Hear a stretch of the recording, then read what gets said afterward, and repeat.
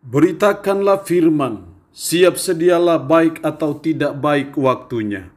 Shalom, puji Tuhan. Saya percaya karena kemurahan Tuhan, sehingga kita boleh ada berjumpa lagi dalam renungan harian di hari ini.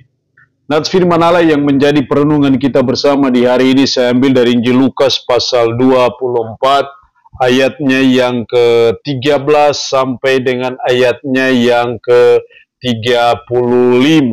Secara khusus saya akan baca ayatnya yang ke-30 sampai dengan ayatnya yang ke-32. Firman-Nya berkata demikian, waktu ia duduk makan dengan mereka, ia mengambil roti, mengucap berkat, lalu memecah-mecahkannya dan memberikannya kepada mereka. Ketika itu terbukalah mata mereka dan mereka pun mengenal dia, tetapi ia lenyap dari tengah-tengah mereka. Kata mereka seorang kepada yang lain, bukankah hati kita berkobar-kobar ketika ia berbicara dengan kita di tengah jalan dan ketika ia menerangkan kitab suci kepada kita? Demikian kebenaran firman-Nya hari ini yang mengajar dan menasihati kita mengenal Dia yang bangkit. Sebagai umat-Nya, sebagai orang yang percaya kepadanya, sangat penting untuk kita mengenal Dia yang bangkit dari antara orang mati. Yang namanya mengenal dengan tahu itu hal yang berbeda. Seringkali kita hanya tahu tentang Dia yang bangkit dari antara orang mati, tetapi kita tidak mengenal Dia yang bangkit dari antara orang mati.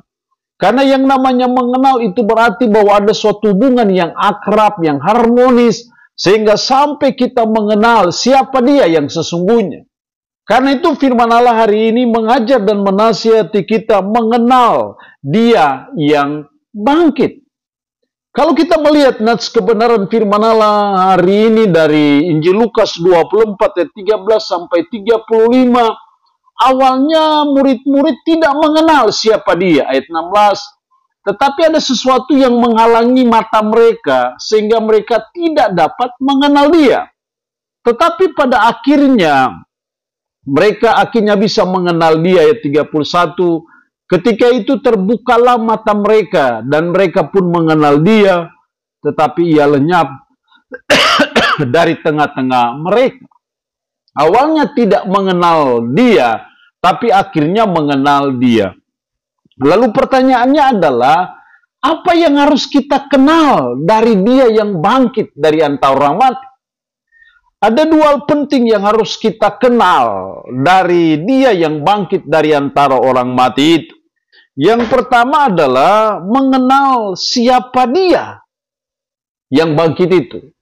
Siapa sesungguhnya yang bangkit dari antara orang mati? Kalau kita lihat dalam ayat 15, ketika mereka sedang bercakap-cakap dan bertukar pikiran, datanglah Yesus sendiri mendekati mereka lalu berjalan bersama-sama dengan mereka.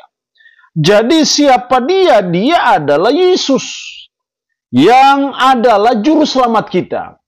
Kalau kita memahami penggunaan kata Yesus itu hampir sama dengan kata Yosua yang memiliki arti Allah adalah penyelamat.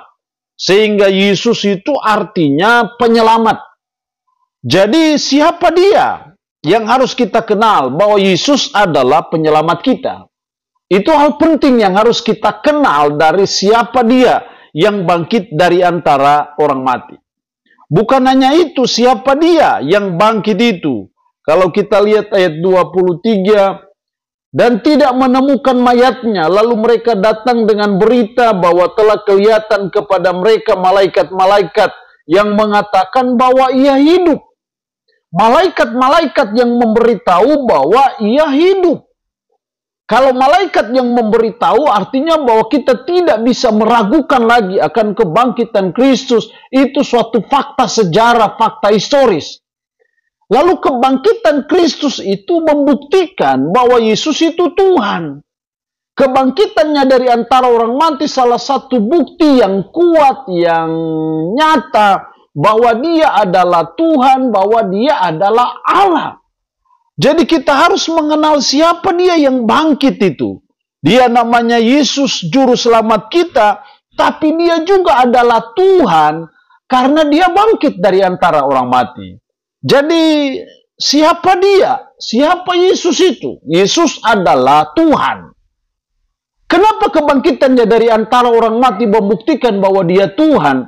Karena tidak ada satu manusia di dunia ini, di bawah kolong langit ini, yang bisa mengalahkan kuasa dosa dan kuasa maut, kecuali yang namanya Yesus Kristus. Kalau dia bisa mengalahkan kuasa dosa dan kuasa maut, berarti dia adalah Tuhan, bahwa dia adalah Allah. Ini yang harus kita kenal dari dia yang bangkit dari antara orang mati, bahwa yang namanya Yesus itu, dia adalah Tuhan yang datang jadi manusia. Karena dia manusia, maka dia mengalami kematian, tapi karena dia Tuhan, sehingga dia bisa mengalami kebangkitan dari antara orang mati. Jadi kita harus mengenal dia yang bangkit dari antara orang mati, bahwa dia adalah Yesus yang adalah Tuhan. Karena dia Tuhan, maka tidak salah bila kita menyembah dia, tidak salah bila kita mempertuhankan dia.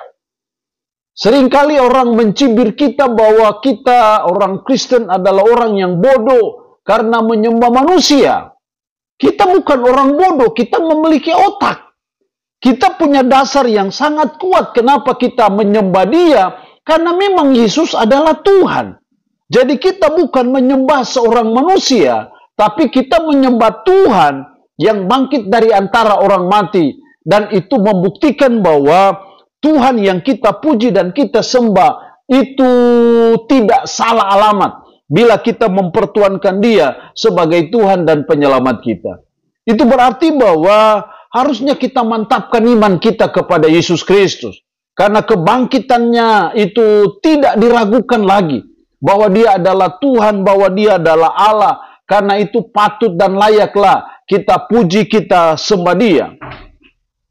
Yesus bukan hanya juru selamat, bukan hanya Tuhan.